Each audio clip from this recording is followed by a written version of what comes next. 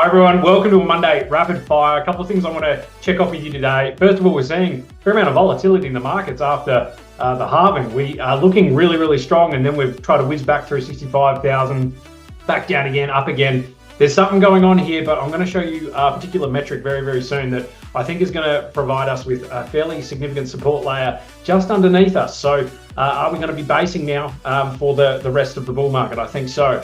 If we just have a look here though on HeyApollo, I really just rate this website so much. They keep adding to it, making tweaks to make it even more informative and better for everyone looking to follow the ETF narrative of Bitcoin. Already over 500,000 Bitcoin are being held by those 9 ETFs. It's an incredible achievement, and it's just going to continue to move higher. Currently though, there are net outflows every single day from this ETF. Now, I'm personally thinking this is almost a counter indicator. Just like we were seeing record highs of Bitcoin ETFs taking in and buying Bitcoin at the top, essentially at 73, 74,000.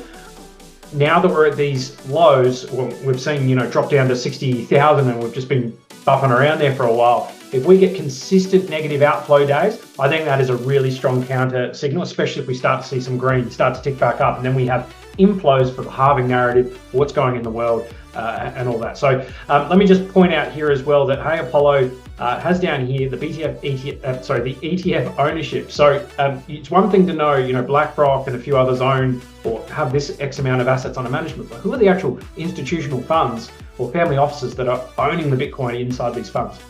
They've added this, who have disclosed this publicly, who have owned what, because we're seeing now, as we're heading towards May, we're going to see a lot more disclosures about what funds, family offices, hedge funds that own these IBITs, the GBTCs, the Bitwise, ETFs. They have to disclose that as the year goes on, what they own on their balance sheets. So this is super useful to see which asset managers actually own the Bitcoin. So happy days on that one. Also here, Bitcoin holdings, IBIT, BlackRock is almost overtaking GBTC. That is going to be an incredible milestone when it does do that. We've seen GBTC or Grayscale start to react already with the release of their mini GBTC fund, which lowers the fees significantly. So hopefully a lot of those outflows in GBTC are going to be contained going forward from this moment on.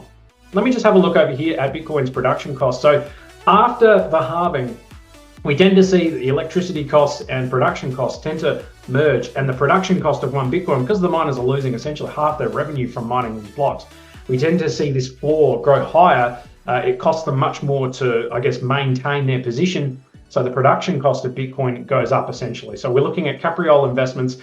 He's the same creator as the hash ribbon, and I love this metric here.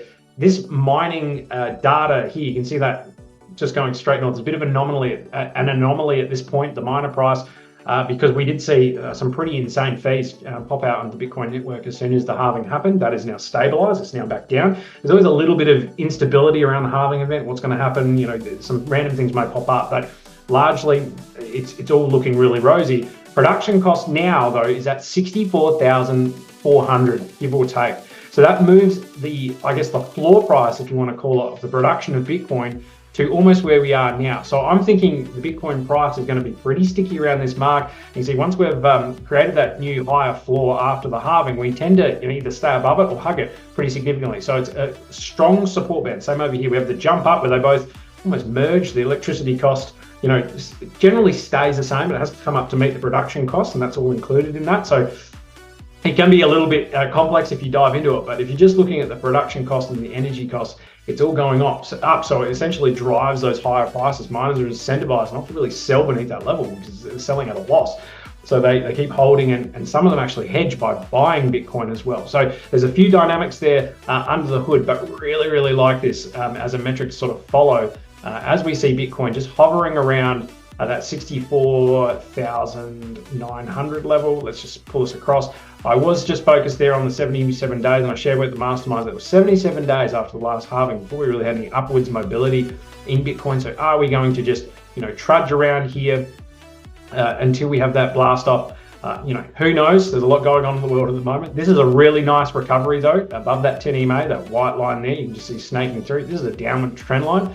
This downward wedge seems to have broken to the upside. Right now, we're having a little bit of difficulty breaking up, through all this resistance levels that are above. But with that halving beneath us, that support band, I think this area is being pretty significantly tested. We could absolutely come back down, potentially make a higher low, something like this.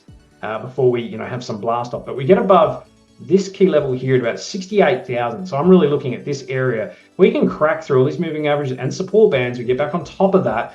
We are heading towards the next expansion phase as a leg up. It's coming no matter what. It's just how long and what does it look like before we get there? That's the thing. We have a ton of support levels beneath us, which we all thought we might achieve with the war situation globally, but that seems to have cooled down for now. There are some other hotspots on the horizon, which I'll share with the mastermind clients today. But broadly, I don't know if we need to be aware of everything. But right now, this is what I'm looking at on the charts, and altcoins have had a really nice recovery from those lows. So if you made a nice quick 10, 20% off some trades you made, you'd be very, very happy. They're all contending now with overhead resistance. If we crack through those, we're in a really good spot. So guys, I hope you've enjoyed this Monday market update. A few headwinds still before us, but if we can see some recoveries above some key levels, we'll really see that halving dynamic kick in, just drive price higher. So have a great day. We'll catch you again next time. Bye-bye. Before I let you go, just a friendly reminder that tomorrow Joe and I will be filming the Q&A, the one-on-one webinar where you can join us live. We talk about the forecasting of this market, where we see things after the halving. It's going to be super, super exciting. We've already got 100 plus people signed up. So if you haven't already signed up to join the session and watch us live, make sure to sign up to actually attend that tomorrow. You can put it in your calendar, just watch it on a playback or you can watch it live. Absolutely fine by us either way, but you can join, get interactive, or just watch and be passive. And if you enjoy the content, make sure to leave us a comment and a like below. Bye.